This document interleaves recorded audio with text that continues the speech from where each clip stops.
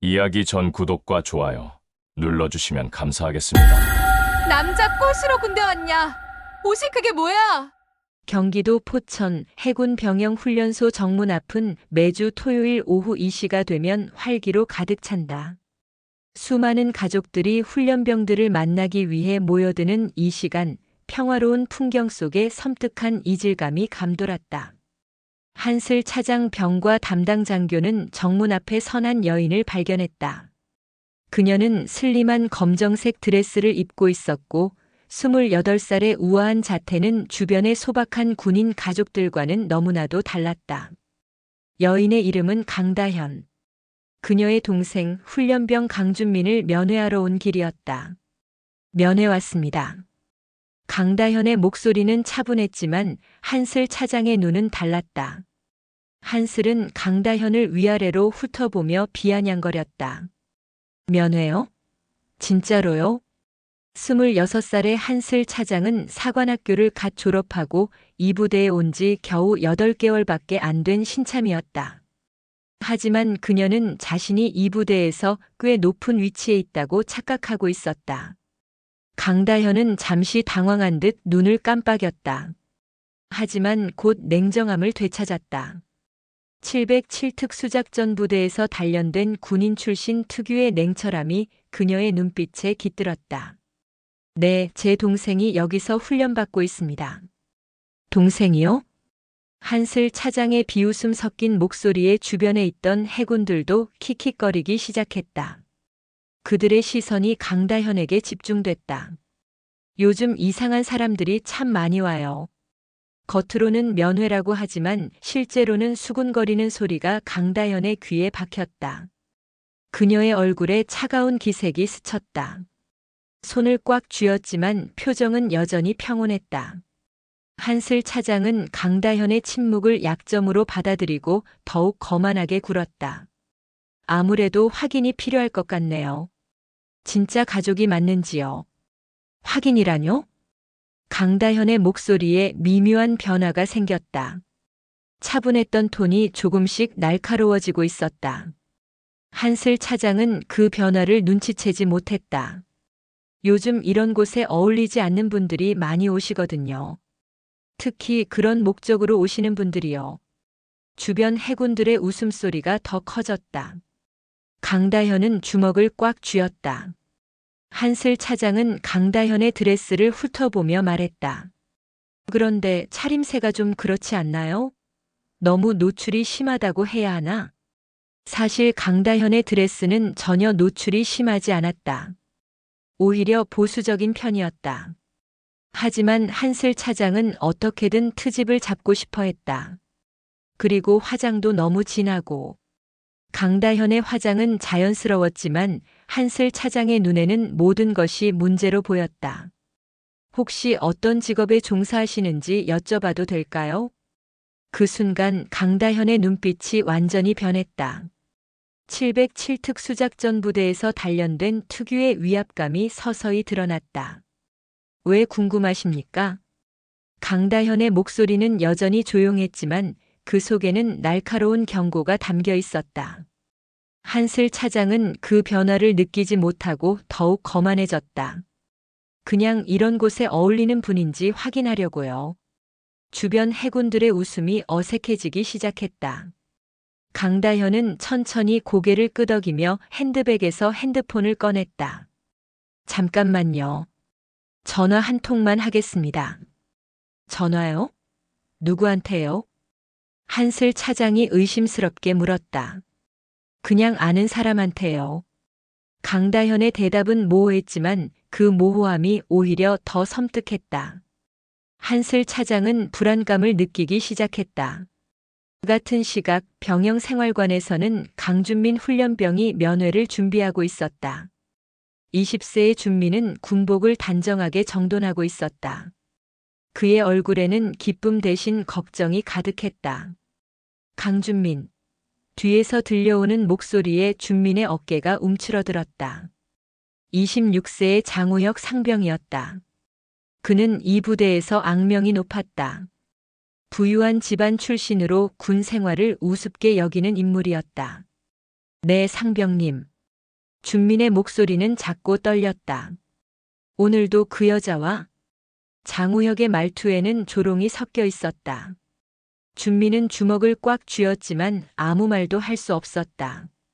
계급이라는 거대한 벽이 그를 짓눌렀다. 대답해. 네. 누나가 면회옵니다. 누나라고. 장우혁이 킥 웃었다. 주변 동료들도 따라 웃기 시작했다. 진짜 누나 맞냐? 어디서 일하는 여자 아니고? 준민의 얼굴이 빨갛게 달아올랐다. 반박하고 싶었지만 목구멍이 막혔다. 뭘 그렇게 꾸물거려? 빨리 나가. 아님 내가 끌고 가. 한편 부대 정문에서는 강다현의 전화가 계속되고 있었다. 한슬 차장과 해군들은 점점 더 불안해졌다. 강다현이 과연 누구에게 전화를 하고 있는지, 이 상황이 어떻게 될지 아무도 예상하지 못했다. 여보세요, 철우야. 나 다현이야. 강다현의 목소리는 놀랍도록 자연스러웠다. 하지만 한슬 차장의 등골에는 서늘한 기운이 흘렀다. 응. 잘 지내지? 오랜만이네. 강다현이 수화기 넘어 상대방의 말을 들으며 미소를 지었다. 그러나 그 미소를 본 주변 해군들은 왠지 모를 불안감을 느꼈다. 뭔가 위험한 냄새가 났기 때문이다. 한슬 차장은 손에 식은땀이 맺히는 것을 느꼈다. 저 여자가 누구에게 전화하고 있는지, 왜 이렇게 여유로운지 알 수 없었다. 아니야. 급한 건 아니고 그냥 좀 재미있는 일이 있어서. 강다현의 말에 한슬 차장의 심장이 더 빨리 뛰었다. 재미있는 일이라니? 설마 자신들을 놀리고 있는 것은 아닐까? 내가 지금 포천 해군 병영 훈련소 앞에 와 있는데. 이 말을 듣는 순간 주변 분위기가 급변했다. 해군들이 서로 눈을 마주치며 당황하기 시작했다. 강다현이 정확한 부대 위치를 말하고 있었기 때문이다. 한슬 차장은 목구멍이 마르는 것을 느꼈다. 뭔가 심상치 않다는 것을 직감했지만 아직 정확히 무엇인지는 알 수 없었다. 준민이가 면회 왔다가 좀 황당한 일을 당했거든.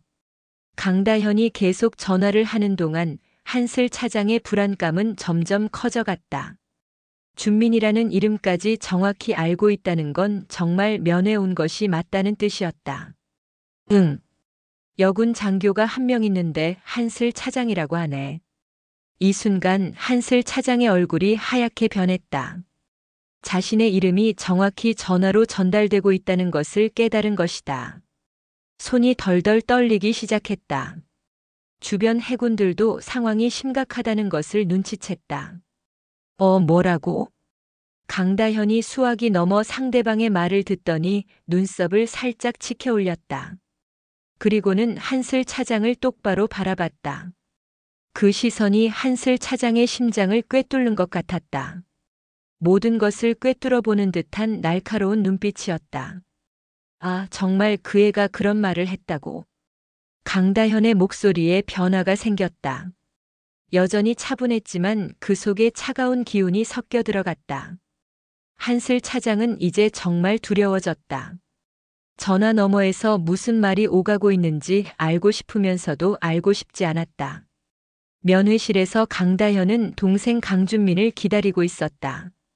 707 특수작전 부대에서 훈련받은 그녀의 감각은 주변의 미묘한 공기 변화를 놓치지 않았다. 잠시 후 문이 열리고 준민이 들어왔다. 군복을 단정하게 입었지만 강다현의 예리한 눈에는 모든 것이 보였다. 준민은 이전과 달리 어둡고 불안해 보였다. 누나. 준민의 목소리는 너무 작아 거의 들리지 않았다. 미나는 즉시 알아차렸다. 뭔가 심각하게 잘못되었다는 것을. 준민아, 와서 앉아. 강다현은 따뜻하게 미소 지으며 말했다. 하지만 준민이 가까이 오자 그 미소가 굳어졌다. 준민의 손목에 희미한 멍자국이 보였기 때문이다. 이게 뭐야? 강다현이 준민의 손목을 가리키자 준민은 황급히 소매를 내렸다. 아, 그냥 훈련하다가. 훈련? 강다현의 눈빛이 날카로워졌다. 그녀는 군인이었다. 훈련으로 생기는 상처와 다른 이유로 생기는 상처를 구분할 수 있었다. 준미는 누나의 시선을 피했다. 거짓말하는 것이 너무 힘들었다. 하지만 진실을 말할 수도 없었다. 준민아, 누나 눈 봐. 강다현의 목소리가 부드러워졌다. 하지만 그 부드러움 속에는 강한 의지가 숨어 있었다. 준민은 고개를 들었다. 그 순간 강다현은 확신했다. 동생이 뭔가 심각한 일을 겪고 있다는 것을. 준민의 눈에는 두려움과 무력감이 가득했다. 21살 젊은 청년의 눈에서 보기 힘든 절망적인 빛이었다. 우리 준민이가 많이 힘들구나. 강다현이 준민의 손을 잡았다. 그 손은 차갑고 떨리고 있었다. 아니야, 누나. 괜찮아. 준민이 억지로 웃으려 했지만 그 웃음은 너무 어색했다. 강다현은 준민을 더 자세히 살폈다. 살이 빠져 있었고 눈가에 다크서클도 짙었다. 잠을 제대로 못 자고 있다는 증거였다. 준민아, 밥은 잘 먹고 있어? 응. 잘 먹고 있어. 또 거짓말이었다. 강다현은 준민을 12살 때부터 키워왔다. 동생의 모든 습관을 알고 있었다. 준민이 스트레스 받을 때 나타나는 모든 신호들을. 준민아, 누나가 언제부터 너를 키웠지? 갑자기 과거 이야기를 꺼내자 준민이 당황했다. 12살 때부터. 맞아. 부모님이 돌아가시고 나서. 강다현의 목소리에 잠깐 슬픔이 스쳤지만 금방 다시 단단해졌다. 그때 누나가 너한테 뭐라고 했는지 기억나? 준민의 눈에 눈물이 맺혔다. 그때의 기억이 떠올랐기 때문이다. 18살이었던 누나가 12살 준민의 손을 잡고 말했던 것. 앞으로 누나가 너를 지킬게. 누구도 우리 준민이를 괴롭히게 하지 않을 거야. 기억해? 그럼 지금도 마찬가지야. 누나는 항상 내 편이야. 바로 그때였다. 면회실 문이 열리며 장우혁 상병이 들어왔다. 그의 눈에는 음흉한 빛이 들어 있었다. 실례합니다. 장우혁이 정중한 척하며 다가왔다. 준민이 누나분이시죠? 네, 맞습니다. 강다현이 차분하게 대답했다. 하지만 이 남자에게서 좋지 않은 기운을 느꼈다. 그런데 누나분 분위기가 좀 다르시네요. 장우혁의 말투에는 은근한 비아냥이 섞여 있었다. 다르다니 무슨 뜻이죠? 강다현의 목소리가 순간 낮게 떨어졌다. 차갑게 경계하는 기운이 묻어나왔다. 장우혁은 강다현의 옷차림을 집요하게 훑었다. 그 눈빛은 감탄이 아니라 의도적인 폄하였다. 그런데 준민이는 제가 잘 관리하고 있으니까 걱정 마시고 너무 자주 안 오셔도 돼요. 장우혁의 말에 준민이 움찔했다. 그리고는 장우혁을 불안한 눈빛으로 바라봤다. 강다현은 그 순간을 놓치지 않았다. 준민이 이 남자를 두려워한다는 것을 즉시 알아챘다. 우리 준민이 누나한테 고마운 표현 좀 해봐. 장우혁이 준민에게 의미심장한 눈빛을 보냈다. 그 눈빛에는 협박이 담겨 있었다. 준민의 몸이 더욱 긴장됐다. 강다현은 동생의 반응을 보며 확신했다. 이 남자가 바로 준민을 괴롭히는 장본인이라는 것을. 준민아. 강다현이 부드럽게 준민을 불렀다. 좀 더 편하게 앉아봐. 강다현이 준민의 어깨를 가볍게 누르자 준민이야 하고 작은 비명을 질렀다. 왜 그래? 강다현이 걱정스럽게 물었다. 그리고는 준민의 소매를 조심스럽게 걷어 올렸다. 그 순간 강다현의 얼굴이 굳어졌다. 준민의 팔에는 여러 개의 멍자국과 긁힌 상처들이 있었다. 훈련으로 생길 수 없는 종류의 상처들이었다. 이게 뭐야? 강다현의 목소리가 떨리기 시작했다. 분노가 치밀어 올랐다. 장우혁은 당황했지만 태연한 척했다. 아, 그건 준민이가 훈련을 좀 못 따라와서 생긴 거예요. 그렇지, 준민아? 장우혁이 준민을 째려봤다. 준민은 고개를 끄덕일 수밖에 없었다. 하지만 강다현의 눈에는 진실이 보였다. 707특 수작전부대에서 단련된 관찰력으로 모든 상황을 파악했다. 상병님. 강다현이 장우혁을 똑바로 바라보며 말했다. 그 목소리에는 차가운 기운이 흘렀다. 네. 제 동생을 잘 부탁드려요. 강다현의 말은 정중했지만 그 속에는 명백한 경고가 담겨 있었다. 장우혁은 뭔가 이상하다는 것을 느꼈지만 아직 정확히 알 수는 없었다.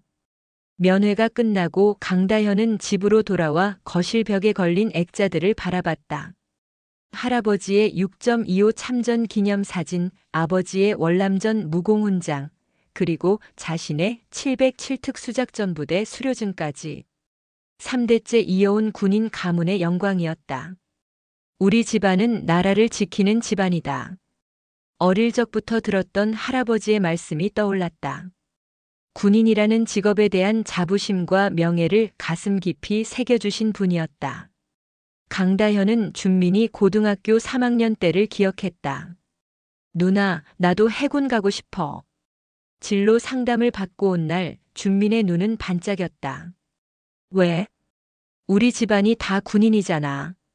그리고 해군이 제일 멋있어 보여. 그때 강다현은 기뻤다. 가문의 전통이 이어진다는 생각에. 그래. 남자라면 해군이지. 누나가 응원할게. 하지만 지금 생각해보니 그때 더 신중했어야 했다. 군대의 영광만 얘기하고 현실은 제대로 알려주지 못했다. 강다현은 아버지의 사진 앞에 앉았다. 10년 전에 심장마비로 돌아가신 아버지. 평생을 군인으로 살았지만 가족에게만큼은 따뜻한 분이셨다. 아버지, 제가 준민이를 제대로 지켜주지 못했네요. 목소리가 떨렸다. 아버지는 늘 말씀하셨다. 군대는 남자를 만드는 곳이다. 하지만 사람을 부숴서는 안 된다. 그 말의 의미를 이제야 제대로 이해하게 되었다. 강다현은 서재로 가서 군대 관련 서적들을 꺼냈다. 군대와 사회, 한국군의 조직과 문화, 군인권 백서 등 707특 수작전부대 시절 공부했던 책들이었다.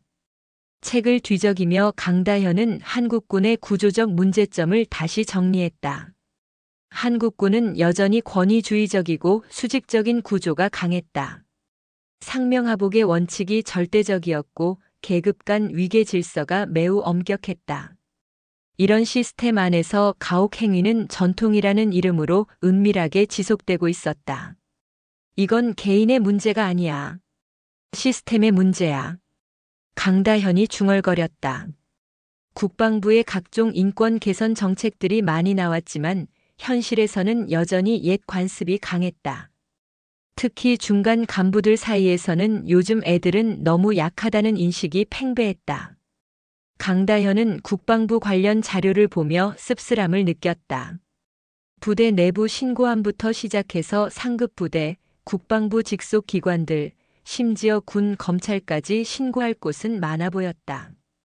하지만 실상은 달랐다. 부대 내부에서는 형식적으로만 처리되고 상급 기관에 올려봐도 부대 내부 문제로 치부되는 경우가 대부분이었다. 결국 외부 압력이 있어야 움직이는구나. 강다현은 깨달았다. 다음 날 그녀는 더 구체적인 정보를 얻기 위해 부대 근처를 다시 찾았다. 체계적으로 접근하기로 했다. 첫 번째로 들른 곳은 해군인의 분식이라는 작은 식당이었다. 부대에서 가장 가까운 곳이라 많은 해군들이 면회 후에 가족들과 함께 오는 곳이었다. 여기 오래 하셨어요? 강다현이 자연스럽게 대화를 시작했다. 벌써 12년째예요. 해군 아들들 정말 많이 봤죠? 그럼 부대 분위기도 잘 아시겠네요. 저희 동생이 거기 있거든요. 아이고, 그러시구나. 요즘 애들 참 힘들어 보여요. 아주머니의 말에 강다현이 더 관심을 보였다. 힘들어 보인다고요? 면회 나와서 가족들이랑 밥 먹는데 표정들이 어두운 애들이 많아요. 예전보다 더 심한 것 같아요. 구체적으로 어떤 모습들이요? 글쎄 멍들어서 오는 애들도 있고 가족들한테도 말 안 하려고 하고. 아주머니가 주변을 살피며 조심스럽게 말했다. 그런데 가족들이 물어보면 그냥 훈련했다고만 하더라고요. 강다현의 마음이 무거워졌다. 준민만의 문제가 아니었던 것이다. 이어서 강다현은 전우회관이라는 곳을 찾았다. 안녕하세요. 혹시 잠깐 얘기 좀 나눌 수 있을까요? 뭔 일이세요? 50대 아저씨가 물었다. 제 동생이 지금 그 부대에 있는데 좀 걱정이 되어서요. 강다현은 준민의 상황을 조심스럽게 설명했다. 아이고, 아직도 그런 일이 있나 보네. 우리 때는 더했죠. 그런데 지금은 많이 나아졌다고 들었는데. 그런데 말이에요. 아저씨가 목소리를 낮췄다. 그 부대 문제가 한두 번이 아니에요. 작년에도 비슷한 일이 있었고 재작년에도 있었거든요. 문제가 계속 있었는데 신기한 건 문제를 일으키는 간부들은 바뀌는데 문화는 안 바뀌더라고요. 강다현은 핵심을 깨달았다. 개인의 문제가 아니라 부대 자체의 문화 문제였다. 그녀는 이제 확신했다. 이것은 단순히 준민만을 위한 싸움이 아니라는 것을. 일주일이 지났다. 강다현은 그동안 수집한 정보를 바탕으로 마침내 행동에 나서기로 결심했다. 더 이상 기다릴 수 없었다. 동생 강준민의 상태가 눈에 띄게 악화되고 있었기 때문이다. 토요일 아침 강다현은 평소와 다른 옷차림을 했다. 검정색 정장에 하얀 셔츠, 그리고 낮은 구두. 707특 수작전 부대 시절의 당당함이 온몸에서 흘러나왔다. 거울을 보며 마지막 점검을 했다. 오늘이 마지막이야. 강다현의 눈빛에는 결의가 가득했다. 부대에 도착한 강다현을 본 한슬 차장은 뭔가 달라진 분위기를 감지했다. 평소보다 더 날카롭고 위압적인 기운이 느껴졌다. 면회 왔습니다. 강다현의 말은 간단했지만 그 목소리에는 이전과 다른 무게감이 있었다. 한슬 차장은 왠지 모를 긴장감을 느끼며 조심스럽게 대답했다. 네. 안내해 드리겠습니다. 면회실에서 기다리던 강다현 앞에 준민이 나타났다. 일주일 사이에 더 야윈 얼굴이었다. 눈가의 다크서클도 더 짙어져 있었다. 누나. 준민의 목소리는 거의 들리지 않을 정도로 작았다. 준민아, 많이 힘들었지? 강다현이 동생의 손을 잡았다. 준민의 손은 더 차갑게 느껴졌다. 괜찮아. 하지만 준민의 표정은 전혀 괜찮아 보이지 않았다. 오히려 절망에 가까운 모습이었다. 준민아, 오늘 누나가 모든 걸 끝낼 거야. 강다현의 말에 준민이 고개를 들었다. 무슨 뜻이야? 장우혁 상병. 그리고 이 모든 문제를 해결할 거야. 강다현의 목소리에는 확신이 담겨 있었다. 바로 그때 면회실 문이 열리며 장우혁이 들어왔다. 이번에는 다른 상병 2명도 함께였다. 완전히 포위하려는 듯한 모습이었다. 또 오셨네요. 장우혁의 말투에는 조롱이 섞여 있었다. 네. 왔습니다. 강다현의 대답은 차분했지만 그 속에는 위험한 기운이 감돌았다. 그런데 말씀드릴 게 있어서요. 장우혁이 강다현에게 다가서며 말했다. 준민이가 요즘 좀 말을 안 듣거든요. 혹시 누나분이 뭔가 잘못 가르치신 건 아닐까요? 이 말에 강다현의 눈빛이 차갑게 변했다. 말을 안 듣는다고요? 네. 자꾸 반항적이에요. 선임한테 대들고. 장우혁이 거짓말을 늘어놓기 시작했다. 그래서 좀 더 확실하게 교육을 시켜야 할 것 같은데 누나분께서 너무 자주 오시니까 애가 나약해지는 것 같아요. 그래서 말인데 앞으로 면회는 좀 자제해 주실 수 있나요? 면회실 안이 고요해졌다. 다른 면회객들도 이상한 분위기를 감지하고 조용해졌다. 강다현은 천천히 일어났다. 그 움직임 하나하나에서 707특 수작전 부대에서 훈련된 절도가 드러났다. 상병님, 강다현의 목소리는 여전히 차분했지만 그 속에는 얼음처럼 차가운 분노가 들어 있었다. 네. 장우혁이 대답했지만 뭔가 이상하다는 것을 느끼기 시작했다. 제가 누군지 정말 궁금하셨죠? 강다현의 질문에 장우혁과 다른 상병들이 당황했다. 그게 무슨 말씀이신지. 준민아. 강다현이 동생을 불렀다. 일어나서 누나 뒤로 가 있어. 준민은 누나의 단호한 목소리에 즉시 일어났다. 뭔가 큰일이 벌어질 것 같은 예감이 들었기 때문이다. 강다현은 장우혁을 똑바로 바라봤다. 그 눈빛에는 707 특수작전 부대에서 수많은 작전을 수행하며 단련된 냉정함이 서려 있었다. 저는 707 특수작전 부대 출신입니다. 강다현의 첫 번째 폭탄이 터졌다. 장우혁의 얼굴이 순간 하얗게 변했다. 707 특수작전 부대라는 말의 무게를 알고 있었기 때문이다. 그리고 707 특수작전 부대 최초 여성 교관이었습니다. 두 번째 폭탄이었다. 이제 장우혁과 다른 상병들의 다리가 후들거리기 시작했다. 5년간 복무하면서 대테러 작전, 해외 파병, 특수 임무를 수행했습니다.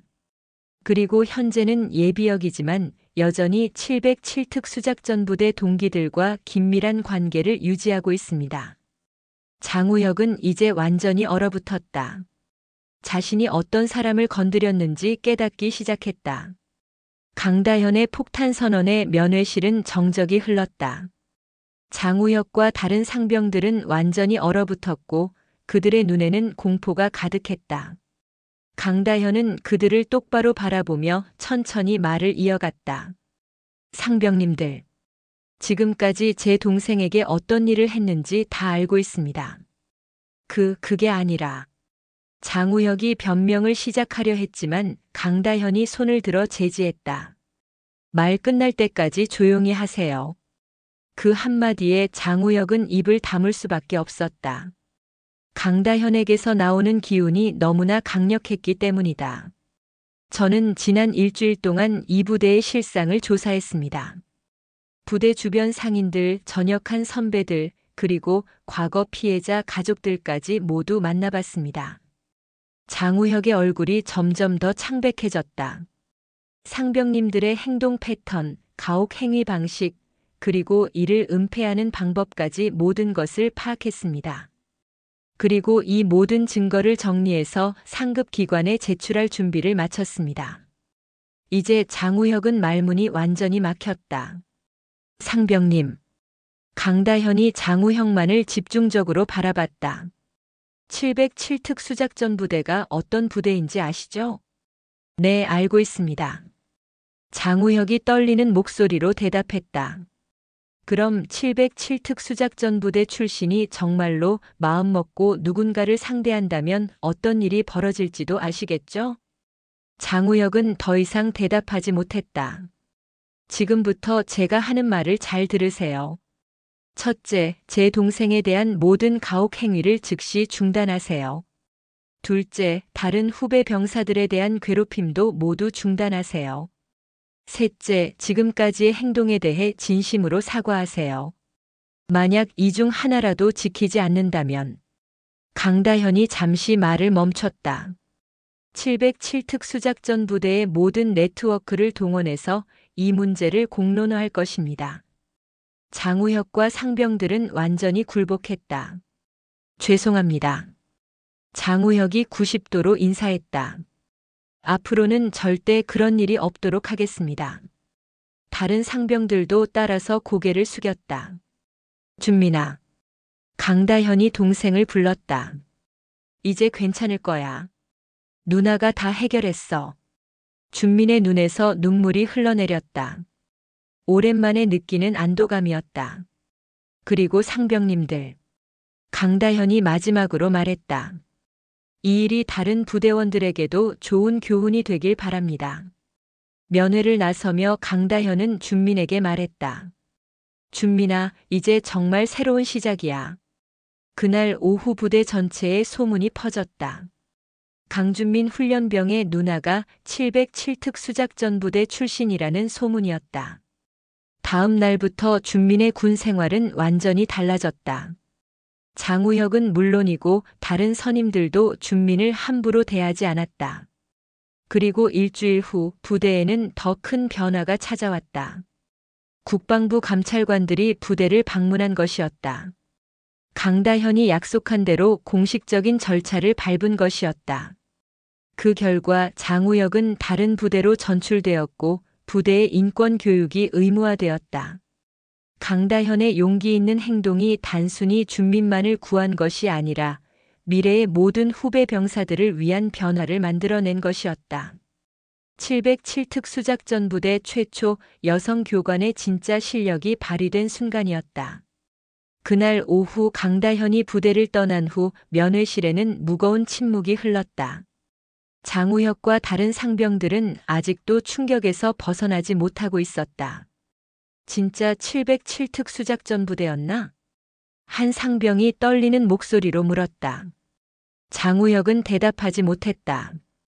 아직도 강다현의 차가운 눈빛이 머릿속에서 맴돌고 있었기 때문이다. 평생 군대에서 살아왔지만 그런 압도적인 기운은 처음이었다. 상병님, 우리 어떻게 해요? 다른 상병이 불안해하며 물었다. 일단 조용히 하자. 장우혁의 목소리에는 이전의 거만함이 온데간데 없었다. 그날 밤 생활관에서 소문이 퍼지기 시작했다. 강준민의 누나가 707특 수작전부대 출신이라는 이야기였다. 처음에는 믿지 않던 사람들도 장우혁 일당의 변한 태도를 보며 점점 확신하게 됐다. 진짜라니까. 내가 직접 봤어. 면회실에 있던 다른 훈련병이 증언했습니다. 장 상병이 완전 쫄아서 90도로 인사하던데. 그럼 이제 준민이는 건드리면 안 되는 거네. 소문은 순식간에 부대 전체로 퍼져나갔다. 하룻밤 사이에 준민을 보는 시선이 완전히 바뀌었다. 다음 주 월요일 준민은 이상한 경험을 했다. 평소 같으면 온갖 트집을 잡던 선임들이 오히려 조심스럽게 대하기 시작한 것이다.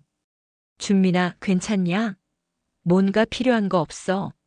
선임들의 갑작스러운 친절함에 준민은 당황스러웠다. 하지만 동시에 오랜만에 숨통이 트이는 기분이었다.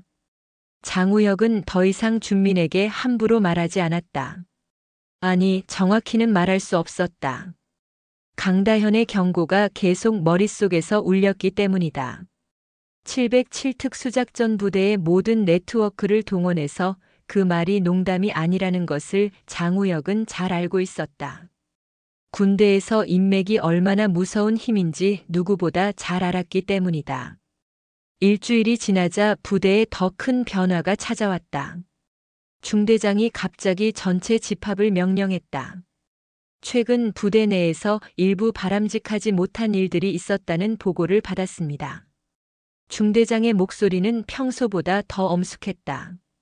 장우혁은 중대장의 시선이 자신에게 머무르는 것을 느꼈다. 앞으로는 어떤 이유로든 후배 병사들을 괴롭히는 일이 절대 있어서는 안 됩니다. 특히 선임병들은 후배들의 보호자 역할을 해야 합니다. 이것이 진정한 군인 정신입니다. 중대장의 말에 모든 부대원들이 고개를 끄덕였다. 그날 이후 부대의 분위기가 조금씩 바뀌기 시작했다. 완전한 변화는 아니었지만 적어도 노골적인 가혹 행위는 자취를 감췄다. 2주가 지난 토요일 강다현은 다시 면회를 왔다. 준민의 표정이 이전과 다르다는 것을 한눈에 알 수 있었다. 누나, 정말 고마워. 준민의 말에는 진심이 담겨 있었다. 뭘 고마워해? 당연한 일이야. 아니야. 누나가 아니었으면 나는 계속 그렇게 살았을 거야. 준민의 고백에 강다현의 마음이 뭉클해졌다. 그런데 준민아, 이제부터가 진짜 시작이야. 무슨 뜻이야? 너도 이제 누군가를 지켜줄 수 있는 사람이 되어야 해. 강다현의 말에 준민이 고개를 끄덕였다. 새로 들어올 후배들 그리고 지금도 어딘가에서 힘들어하고 있을 동료들을 말이야. 네. 꼭 그렇게 할게. 면회를 마치고 나오는 길에 강다현은 부대를 다시 한번 바라봤다. 여전히 높은 담장과 철조망이 둘러싸인 곳이었지만 이제는 다른 느낌이었다. 강다현은 아버지의 말씀을 다시 한번 떠올렸다. 군대는 남자를 만드는 곳이다. 하지만 사람을 부숴서는 안 된다. 이제 준민도 그런 진정한 군인으로 성장할 것이라는 확신이 들었다. 집으로 돌아가는 길에 강다현은 자신의 선택에 대해 생각해 보았다. 707 특수작전 부대를 그만두고 준민을 키우기로 했던 그 결정. 그리고 오늘 이 모든 일들. 후회는 없었다. 오히려 자랑스러웠다. 가족을 지키는 것, 약한 자를 보호하는 것, 그리고 잘못된 것에 맞서 싸우는 것. 이 모든 것이 진정한 군인 정신이라는 것을 다시 한번 확신했기 때문이다. 그날 밤 강다현은 아버지와 할아버지의 사진 앞에 서서 말했다. 이제 우리 집안의 명예를 지켰습니다. 그리고 준민이도 진정한 군인으로 성장할 거예요. 한편 부대에서는 장우혁이 홀로 앉아 생각에 잠겨 있었다. 지난 며칠간의 일들이 그에게는 큰 충격이었다. 자신이 얼마나 잘못된 일을 했는지, 그리고 진정한 힘이 무엇인지 깨닫게 된 것이었다. 폭력이나 계급을 이용한 압박이 아닌 진정한 실력과 인품에서 나오는 힘. 강다현이 보여준 것이 바로 그런 것이었다. 이제라도 바뀌어야지. 장우혁이 혼잣말로 중얼거렸다.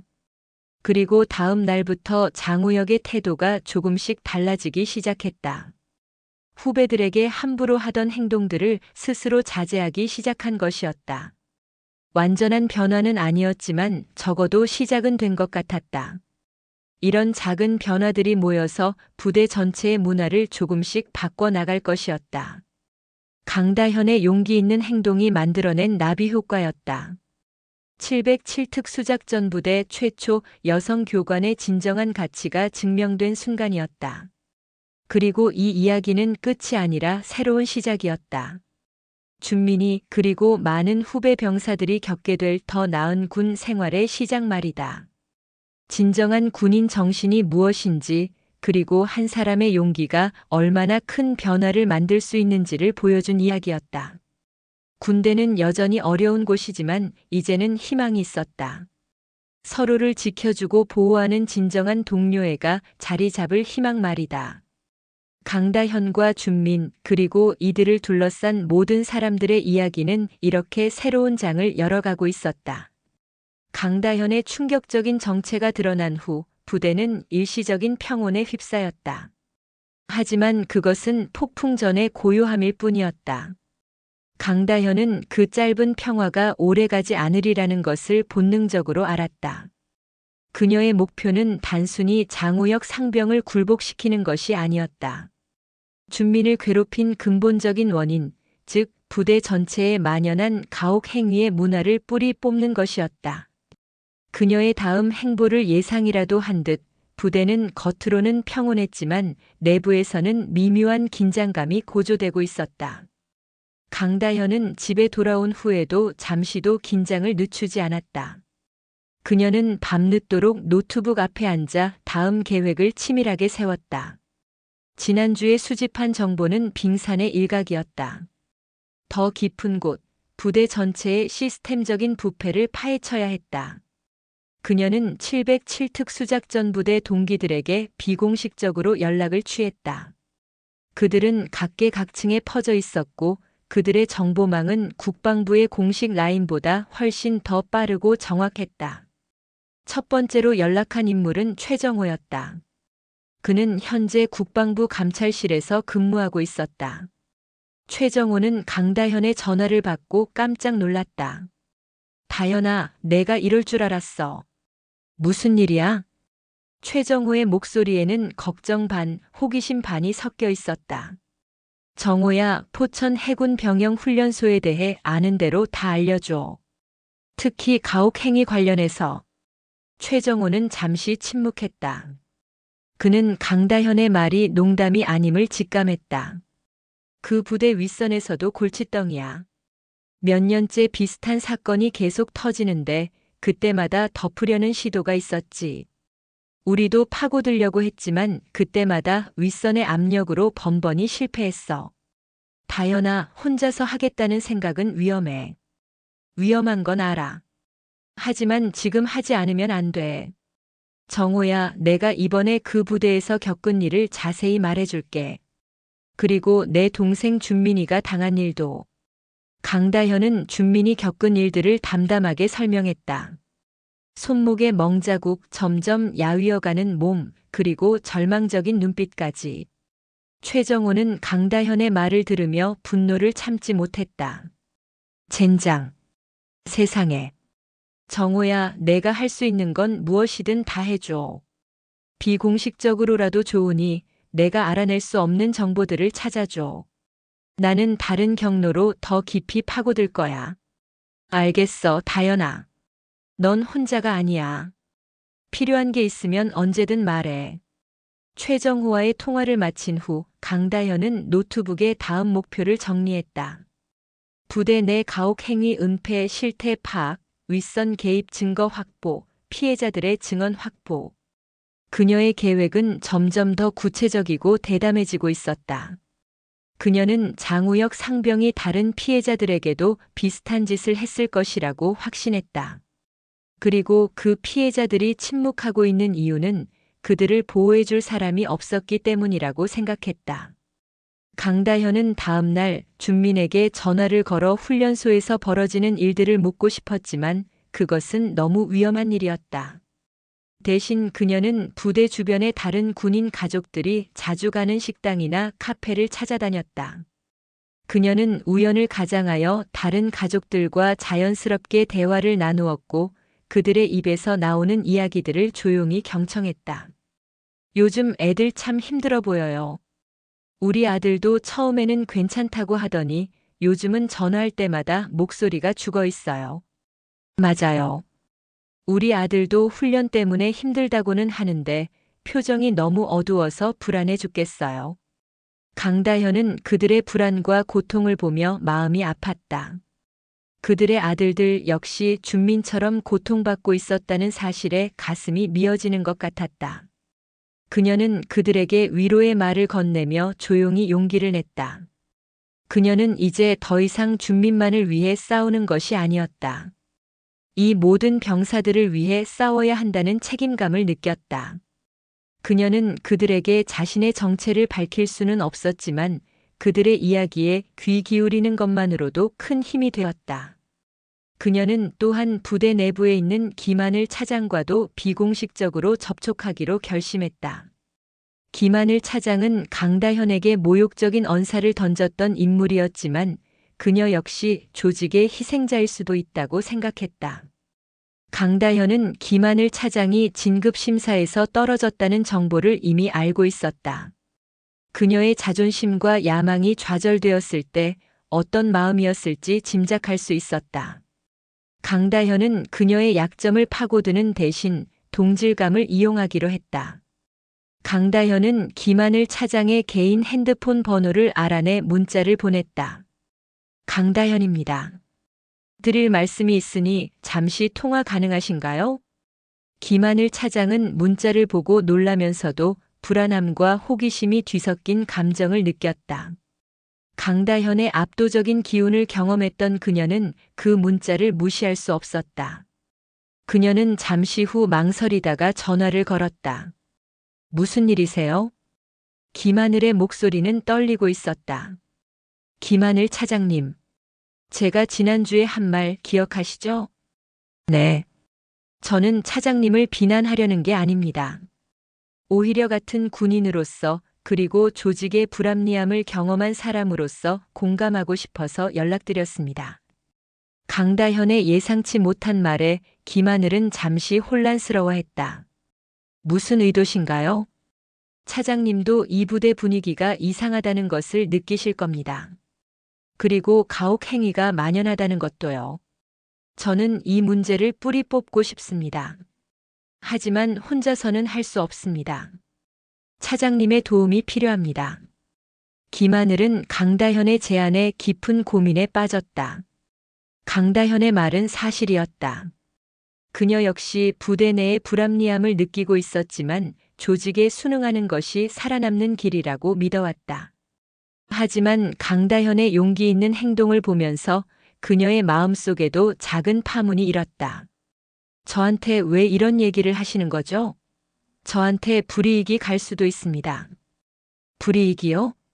차장님, 지금처럼 침묵하면 더 큰 불이익이 올 수도 있습니다. 당신은 군인입니다. 당신의 명예를 지키는 길은 불합리한 시스템에 맞서는 것입니다. 강다현의 단호한 말에 김하늘은 망설였다. 하지만 강다현의 다음 한마디에 김하늘의 마음은 흔들렸다. 혹시 장우혁 상병이 다른 후배들에게 어떤 짓을 했는지 아십니까? 저는 그에 대한 증거를 찾고 있습니다. 차장님도 그를 눈엣 가시로 여겨오셨다는 것을 압니다. 이번 기회에 우리 함께 그를 포함한 부대의 어둠을 세상에 드러내는 겁니다. 김하늘은 잠시 침묵하다가 깊은 한숨을 내쉬었다. 알겠습니다. 당신을 믿고 한번 해보겠습니다. 뭘 도와드리면 될까요? 강다현의 계획은 성공적이었다. 그녀는 김하늘 차장을 자신의 편으로 끌어들였고 이제 부대 내부의 정보를 더 정확하게 얻을 수 있는 통로가 생긴 것이었다. 강다현은 김하늘에게 장우혁 상병의 가혹 행위 증거를 확보해달라고 부탁했다. 김하늘은 강다현이 알려준 방법을 이용해 조심스럽게 정보를 모으기 시작했다. 그녀는 장우혁 상병과 가까운 병사들에게 접근하여 그들의 불만과 고통을 듣고 그들의 증언을 몰래 기록했다. 그녀의 노력은 결실을 맺었다. 김하늘 차장은 장우혁 상병이 후배들에게 폭력을 행사하고 부조리한 지시를 내리는 영상과 음성 파일들을 확보했다. 이 모든 것은 강다현에게 전달되었다. 강다현은 이 증거들을 보며 분노를 참지 못했다. 그녀는 이 증거들을 바탕으로 장우혁 상병을 포함한 부대 내 가혹 행위자들을 모두 처벌할 계획을 세웠다. 강다현은 이제 더 이상 혼자가 아니었다. 국방부 감찰실의 최정호와 부대 내부의 김하늘 차장, 그리고 용기를 내어 증언해준 병사들까지. 이 모든 사람들이 그녀의 편에 서 있었다. 그녀는 이 모든 증거들을 정리하고 마지막 퍼즐을 맞추기 위해 다음 행동을 준비했다. 그녀는 이제 더 이상 조용히 복수하는 검은 나비가 아니었다. 그녀는 거대한 어둠을 향해 날아가는 한 줄기 섬광과도 같았다. 강다현의 손에 들어온 증거들은 상상 이상으로 충격적이었다. 장우혁 상병이 후배들에게 폭력을 가하는 영상, 부조리한 지시를 내리는 음성 파일, 그리고 피해 병사들의 진술이 담긴 녹취록까지. 그녀는 이 모든 것을 면밀히 검토하며 사건의 전말을 퍼즐처럼 맞춰나갔다. 이 모든 것의 배후에는 장우혁 상병의 비뚤어진 권력욕이 있었다. 그는 자신의 권위를 과시하고 후배들을 길들이기 위해 잔인한 폭력과 언어적 폭력을 서슴지 않았다. 강다현은 그가 얼마나 악랄한 인물인지 다시 한번 깨달았다. 강다현은 이 모든 증거를 들고 부대를 찾아가기로 결심했다. 그녀는 더 이상 비공식적인 방법으로 문제를 해결하려 하지 않았다. 이번에는 정면으로 부딪혀서 모든 것을 명명백백하게 밝히고자 했다. 그녀는 국방부 감찰실의 최정호에게 연락하여 자신이 확보한 증거들을 보내주었고 그에게도 공식적인 감사를 요청했다. 최정호는 강다현의 용기 있는 행동에 감동하며 즉시 감찰팀을 꾸렸다. 그는 강다현이 부대를 방문하는 날에 맞춰 함께 부대로 향했다. 토요일 강다현은 다시 한번 해군 병영훈련소 정문 앞에 섰다. 그녀는 이번에는 지난번과 달리 캐주얼한 옷차림이었다. 하지만 그녀의 눈빛은 그 어느 때보다 날카롭고 단호했다. 그녀는 당당하게 정문으로 들어섰다. 그녀를 본 김하늘 차장은 불안한 표정으로 그녀를 맞이했다. 강다현 씨, 오셨군요. 네. 오늘은 좀 더 중요한 일이 있어서요. 강다현은 조용히 말했다. 그들의 대화를 지켜보던 한슬 차장과 다른 해군들도 왠지 모를 긴장감을 느꼈다. 그들은 강다현의 차분하면서도 압도적인 기운에 압도되었다. 강다현은 김하늘 차장에게 속삭였다. 차장님, 제가 부탁한 증거 가지고 계시죠? 김하늘은 고개를 끄덕였다. 그녀는 강다현의 말에 따르기로 결심했지만 여전히 불안했다. 강다현은 그녀의 불안을 눈치채고 그녀의 어깨를 가볍게 두드렸다. 걱정 마세요. 오늘 모든 것이 끝날 겁니다. 그 순간 부대 정문으로 검은색 세단 한 대가 들어섰다. 차에서 내린 사람은 다름 아닌 국방부 감찰실의 최정호였다. 그는 감찰팀을 이끌고 부대 안으로 들어섰다. 최정호를 본 한슬 차장과 다른 해군들은 당황스러움을 감추지 못했다. 최정호는 강다현과 눈이 마주치자 고개를 끄덕이며 그녀를 향해 걸어왔다. 강다현 씨, 저희가 접수한 자료를 바탕으로 오늘 특별 감사를 진행할 예정입니다. 부대 내에서 벌어진 가혹 행위와 은폐 사실에 대해 철저하게 조사할 것입니다. 최정호의 말에 부대는 일순간 혼란에 빠졌다. 강다현의 계획이 성공하는 순간이었다. 강다현은 침착하게 최정호와 함께 부대 안으로 들어섰다. 그들은 먼저 중대장실로 향했다. 중대장은 감찰팀의 갑작스러운 방문에 당황하며 그들을 맞이했다. 무슨 일이십니까? 사전에 통보도 없이. 중대장의 목소리에는 불만이 가득했다. 하지만 최정호의 단호한 태도에 그는 아무 말도 할 수 없었다. 중대장님, 저희는 이 부대에서 벌어진 가혹 행위에 대해 조사하기 위해 왔습니다. 증거는 이미 확보했습니다. 솔직하게 협조해 주십시오. 최정호의 말에 중대장의 얼굴이 하얗게 변했다.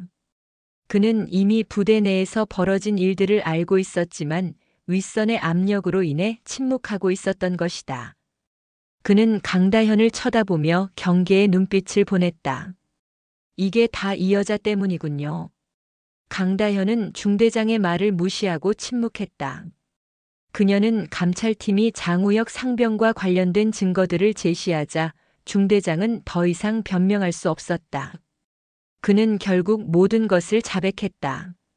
장우혁 상병이 저지른 가혹 행위들과 그것을 은폐하기 위해 부대 내에서 벌어진 일들. 이 모든 것이 세상에 드러나는 순간이었다. 한편 생활관에서는 장우혁 상병이 갑자기 감찰팀의 조사를 받게 되어 당황했다. 그는 자신이 저지른 일들이 세상에 드러날까봐 두려움에 떨었다. 그는 처음에는 모든 것을 부인했지만 감찰팀이 제시한 증거들 앞에 결국 무너졌다. 그는 울면서 자신의 죄를 인정했다. 그는 강다현의 존재를 모르고 있었지만 자신에게 전화 한 통으로 압도적인 힘을 과시했던 그녀가 이 모든 일을 꾸민 주동자임을 직감적으로 알았다. 그는 강다현에게 깊은 원망과 함께 공포를 느꼈다. 강다현은 이 모든 과정을 지켜보며 마음속에 맺힌 응어리가 조금씩 풀리는 것을 느꼈다. 그녀는 이제 더 이상 복수심에 사로잡힌 사람이 아니었다. 그녀는 정의를 실현하는 사람이었다. 그날 밤 부대는 평온을 되찾았다. 장우혁 상병은 군 검찰로 이송되었고 부대 내의 가혹 행위자들은 모두 처벌받게 되었다. 강다현의 용기 있는 행동은 단순히 한 사람의 복수가 아니었다. 그것은 거대한 조직의 잘못된 관행을 바로잡고 약자들을 보호하는 정의의 실현이었다. 그녀는 이 모든 일을 통해 진정한 군인 정신이 무엇인지 다시 한번 깨달았다. 그것은 단순히 나라를 지키는 것뿐만 아니라 같은 군인으로서 서로를 보호하고 잘못된 것을 바로잡는 용기였다. 그녀는 이제 더 이상 누군가의 누나가 아니었다. 그녀는 모두의 영웅이었다. 강다현의 용기 있는 행동은 부대 전체에 거대한 파장을 불러일으켰다. 장우혁 상병과 가혹 행위자들이 모두 처벌받고 부대를 떠나게 되자 부대 분위기는 눈에 띄게 달라졌다. 더 이상 후배들을 괴롭히는 일은 없었고 선임들은 후배들을 존중하기 시작했다. 이 모든 변화의 중심에는 강준민이 있었다. 그는 이제 더 이상 나약한 훈련병이 아니었다. 그는 모두에게 용기를 준 영웅의 동생이었다. 강준민은 달라진 부대 분위기에 적응하며 하루하루 활기차게 군 생활을 이어갔다. 그는 더 이상 불안해하지 않았고 그의 얼굴에는 미소가 가득했다. 그는 강다현에게 전화를 걸어 감사의 마음을 전했다. 누나, 정말 고마워. 누나가 아니었으면 나는 계속 힘들었을 거야. 누나는 내 영웅이야. 준민의 진심 어린 말에 강다현은 마음이 뭉클해졌다. 그녀는 그에게 말했다. 준민아, 이제부터가 진짜 시작이야. 너도 이제 누군가를 지켜줄 수 있는 사람이 되어야 해. 새로 들어올 후배들 그리고 지금도 어딘가에서 힘들어하고 있을 동료들을 말이야. 준민은 고개를 끄덕이며 말했다. 네. 꼭 그렇게 할게. 누나를 본받아서 진정한 군인이 될게. 그들의 이야기는 부대 내에서 전설처럼 퍼져나갔다. 707특수작전부대 출신인 강다현이 부대 내 가혹 행위를 뿌리 뽑았다는 이야기는 모든 병사들에게 희망을 주었다.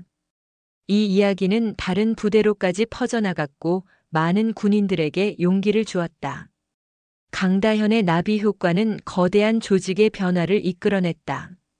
강다현은 이 모든 일들을 끝내고 다시 평범한 일상으로 돌아왔다. 하지만 그녀는 더 이상 예전의 강다현이 아니었다. 그녀는 자신이 옳다고 믿는 것에 맞서 싸울 수 있는 용기를 가진 사람이 되었다. 그녀는 사회의 불의를 외면하지 않고 약한 자들을 돕는 삶을 살아가기로 결심했다. 그녀는 군인이었을 때보다 더 큰 책임감과 사명감을 느꼈다. 어느 날 강다현은 동네 작은 카페에서 한 남자와 만났다. 그는 자신이 과거에 겪었던 가혹 행위 때문에 삶이 힘들어졌다고 말했다. 그는 강다현의 용기 있는 행동에 감동받아 그녀에게 도움을 요청했다. 강다현은 그 남자의 이야기에 귀 기울여 주었고 그에게 용기를 불어넣어 주었다. 그녀는 그에게 말했다. 당신은 혼자가 아닙니다. 당신과 같은 아픔을 겪은 사람들이 많습니다. 당신의 용기 있는 목소리가 다른 사람들에게도 큰 힘이 될 겁니다. 강다현의 말에 그 남자는 눈물을 흘렸다. 그는 강다현의 도움을 받아 자신의 아픔을 극복하고 새로운 삶을 시작했다. 강다현은 그를 도우면서 자신이 해야 할 일을 찾은 것 같았다. 그녀는 더 이상 군인이 아니었지만 그녀의 군인 정신은 여전히 살아있었다. 그녀는 사회의 불의에 맞서 싸우는 새로운 길을 걷기로 결심했다. 강다현은 한 커뮤니티를 만들었다. 용기 있는 목소리라는 이름의 커뮤니티였다. 이 커뮤니티는 군대 내 가혹 행위 피해자들을 위한 공간이었다. 그녀는 이 커뮤니티를 통해 피해자들의 이야기를 듣고 그들에게 필요한 법률적, 심리적 도움을 제공했다. 그녀의 커뮤니티는 빠르게 성장했고 수많은 사람들이 그녀에게 도움을 요청했다. 그녀는 그들의 이야기에 귀 기울이고 그들을 돕기 위해 밤낮 없이 노력했다. 강다현은 이 모든 일을 통해 진정한 용기가 무엇인지 깨달았다. 그것은 단순히 총을 들고 싸우는 것이 아니었다. 그것은 자신의 아픔을 극복하고 다른 사람들을 돕는 용기였다. 그녀는 이제 더 이상 과거의 영광에 갇힌 사람이 아니었다. 그녀는 자신의 경험을 통해 다른 사람들에게 희망을 주는 사람이 되었다. 그녀의 이야기는 끝이 아니었다. 그것은 새로운 시작이었다. 그녀는 자신의 삶을 통해 진정한 군인 정신이 무엇인지 보여주었다.